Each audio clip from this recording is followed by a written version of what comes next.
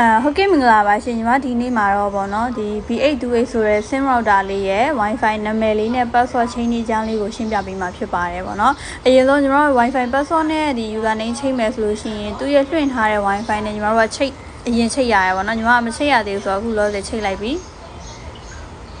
ပြီးလို့ရှိရင်တော့ညီမတို့ချိန်ပြီးသွားရင် VPN လေးတော့ခဏဖြုတ်ထားပြီးပေါ့နော်အဲ့ဒါလေးပြီးသွားပြီဆိုလို့ရှိရင်ညီမတို့ဖုန်းကနေပြီးတော့ Chrome တို့ browser တို့ Google တို့ရှိရဆိုလို့ရှိရင်အဲ့ဒါဝင်လိုက်မယ်ဝင်ပြီးသွားပြီဆိုလို့ရှိရင်ညီမတို့က search bar မှာဗာရိုက်ရှာမလဲဆိုတော့ 192.168.0.1 ဆိုတဲ့ဒီဟာလေးကိုညီမတို့ရိုက်ရှာလိုက်မယ်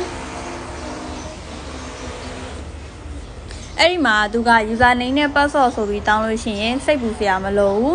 ADMIN ဆိုပြီးတော့အသေးနဲ့ပဲနှစ်ခုလုံးကိုရိုက်ထည့်ပေးလိုက်မယ်ပေါ့နော် ADMIN ပြီးရင် sign in လေးဝင်လိုက်မယ်ပေါ့နော်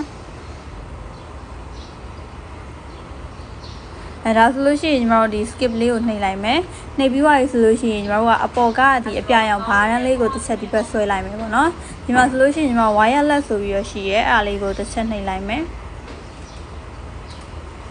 ပြီးရင်ညီမတို့ဒီပေါ့နော် wireless security setting ဆိုပြီးတော့ဒုတိယအကြောင်းအဟာလေးကိုတစ်ချက်နှိပ်လိုက်မယ်အဲဒါဆိုလို့ရှိရင်ညီမတို့ချိန်လို့ရတဲ့နေရာရောက်သွားပြီပေါ့နော်ဒီဟာကျတော့ညီမတို့ဒီသူ့ရဲ့ wifi နာမည်ချိန်ရင်နေဆိုလို့ရှိရင်ညီမတို့ပြန်ဖြတ်ပြီးတော့ချိန်လို့ရတယ်အဲ့လိုမှမဟုတ်ဘူး password ဆိုလို့ရှိရင်တော့ဒီမှာပေါ့နော်ဒါက password ပေါ့ဒါလေးကိုညီမတို့ပြန်ဖြတ်ပြီးတော့ချိန်လိုက်လို့ရပါတယ်ရှင်နှစ်ခုလုံးချိန်ပြီးသွားပြီဆိုလို့ရှိရင်ညီမတို့ဒီဘက်မှာ save ဆိုတဲ့ဟာလေးရှိရဲဒါလေးကိုနှိပ်လိုက်မယ်ဆိုလို့ရှိရင် username နဲ့ password ချိန်ပြီးသားဖြစ်သွားပါလိမ့်မယ်နော်အဆုံးထိ issue ပေးရတဲ့အတွက်ကျေးဇူးတင်ပါတယ်ရှင်